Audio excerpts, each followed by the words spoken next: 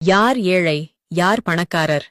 ஒரு நாள் 3 ஸ்டார் ஹோட்டலில் தங்கியிருக்கும் சுற்றுலாவிற்கு வந்த ஒரு பணக்கார வீட்டு 6 மாத குழந்தையின் அம்மா ஹோட்டல் மேலாளரிடம் குழந்தைக்கு ஒரு கப் பால் வேண்டும் என்று கேட்கிறார்.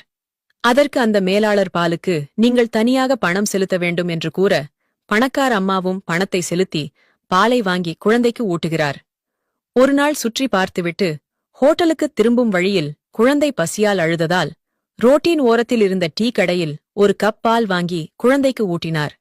பிறகு பால் எவ்வளவு என்று டீ கடைக்காரரிடம் கேட்க டீ கடைக்கார பெரியவர் குழந்தைக்கு கொடுக்கும் பாலுக்கு நாங்கள் காசு வாங்குவதில்லை என்று சிரித்த முகத்தோடு பதிலளித்தார்.